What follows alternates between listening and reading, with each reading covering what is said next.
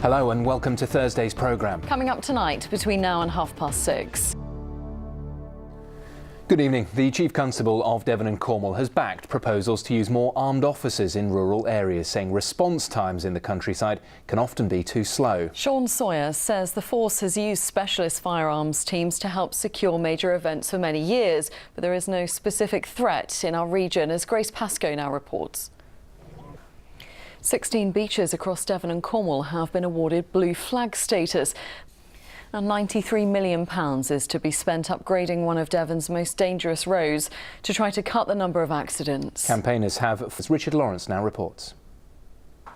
Now, as we heard earlier, the Devon County Show began today, and while it's a celebration of rural life across the West Country, it's also an opportunity to discuss some of the challenges facing the farming industry. And at the moment, it's all about Brexit. Well, in a moment, we will hear what the NFU President Minette Batters has to say about that. But first, let's talk to Bob Cruz, who's at the show for us. Bob, the other issue being talked about a lot today is, of course, the weather. Lovely there at the moment. Hasn't been the case in the past few months, though, has it?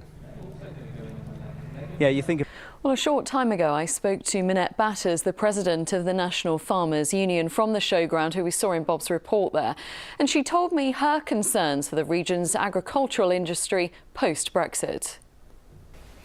And you're watching ITV News here in the West Country with Carly and Jonty. Thanks very much for choosing us this evening. There is still plenty more to come on this evening's programme before 6:30. And after us, the ITV News continues with the national and international stories at 6:30. Mary Nightingale has the details. But next on our programme, a man from Bodmin who died in the Tunisia terror attack in 2015 has been honoured with a sculpture at the National Memorial Arboretum. Stephen.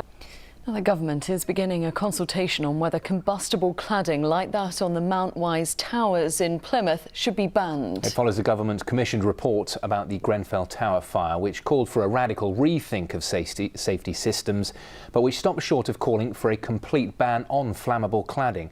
Well, our political correspondent David Wood is in Westminster for us this evening. David, what else has been said today? Jonty, the new house... On to sport now, because in a few hours' time, Exeter City fans could be preparing for a Wembley final. First, though, they will need to overcome Lincoln in the second leg of the League Two playoffs. The sides drew 0-0 in the first leg on Saturday. Well, let's cross to St James Park when we can speak to Jeff Welsh. So, Jeff, big occasion tonight, but maybe not the biggest collection of fans there. I'm guessing that building site has something to do with it. Well, from St James Park, let's go back to the Devon County Show, which has been bathing in glorious sunshine all day. That's right, 90,000 people are expected to visit over the next few days, and Jackie Bird has been soaking up the atmosphere. Jackie, just tell us how it's been. It's looking lovely there. Just to let you know, it was Jackie Bird with that report there. Let's move on now, because Kate has got off the sun lounger and she is putting in some effort on that rowing machine. Kate, you're working up a bit of a sweat. I hope you've got time to tell us the forecast. I tell you. Kate, thank you very much indeed. Enjoy the evening there.